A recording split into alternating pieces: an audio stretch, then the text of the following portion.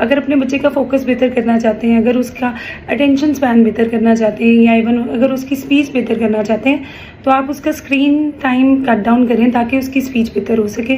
अब कुछ बच्चे इस तरह के होते हैं जिन्हें लेसिंग करना नहीं आता, जिन्हें zip up and zip down करना नहीं आ रहा होता, तो उनके लिए इनके पास IADLs बोर्ड भी अवेलेबल है, जो कि एक बच्चे की बेसिक लर्निंग के लिए, या बच्चा अगर आपका मॉन्टेसरी में भी जा रहा है, या बच्चा आपका भी इनिशियल एजेस में, तब भी आपके बच्चे को ये basic IADLs instrumental ADLs use करने आने चाहिए कि आप एजुकेशनल टॉयज़ के थ्रू उस चीज़ को बेहतर कर सकते हैं। हम भी अपने सेशंस में एजुकेशनल टॉयज़ का यूज़ करते हैं। आजकल इवन स्कूल्स में भी जो अर्ली ईयर्स हैं उसमें एजुकेशनल टॉयज़ को यूज़ किया जाता है बजाय इसके कि बुक्स को, और उसकी वजह भी यही है क्योंकि उससे जब बच्चा एक्टिव प्ले में इन्वॉल्व होता है लर्निंग मैक्सिमम होती है।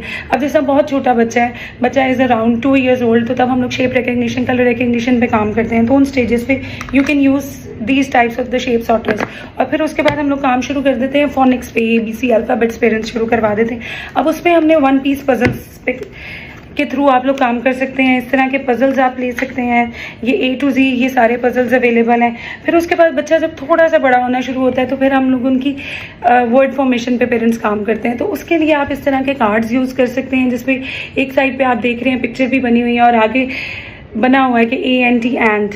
तो इसके थ्रू हम लोग जो है लेटर्स हैं, इसके थ्रू भी आप बच्चे को लर्निंग करवा सकते हैं। और फिर जब थोड़ा सा और कॉम्प्लेक्स लेवल आता है तो फिर हम लोग बच्चे की एग्जेक्टिव फंक्शनिंग स्किल्स पे काम करते हैं, प्रॉब्लम सॉल्विंग आ सके, बच्चे की शॉर्ट टर्म मेमोरी और लॉन्ग टर्म मेमोरी पे हम लोग काम करते हैं। फिर उसके काम करने के लिए आप इस तरह के पजल्स यूज़ कर सकते हैं, जिसमें बच्चे को पिक्चर देख के थोड़ी देर अपनी मेमोरी में उस चीज़ को, इन्फॉर्मेशन को रिटेन करना होता है और फिर उसने उस चीज़ को दूसरी जगह पे बनाना होता है। इससे भी आपके बच्चे की जो एग्जेक्टिव फंक्शनिंग स्किल्स हैं वो बहुत बेहतर होती हैं। तो इसी तरह से आपको इस तरह के भी पजल्स मिल जाते हैं जिसके साथ इस तरह के कार्ड्स अवेलेबल होते हैं। इसके अलावा इनके पास और भी बहुत सी वैरायटीज़ मौजूद हैं जिसमें आप इस तरह से block puzzles with the cards भी आपको मिल जाते हैं। और इसके अलावा आप इस तरह से भी इवन के आपको मिल जाते हैं कि अगर आपका बच्चा कार्ड्स के थ्रू नहीं करना चाह रहा, वो एक बड़े बोर्ड के थ्रू करना चाह रहा है, क्योंकि कई बच्चे छोटे टॉयज़ को उस तरह से लाइक नहीं करते, तो आप इनके पास उसमें भी वैरायटी अवेलेबल है।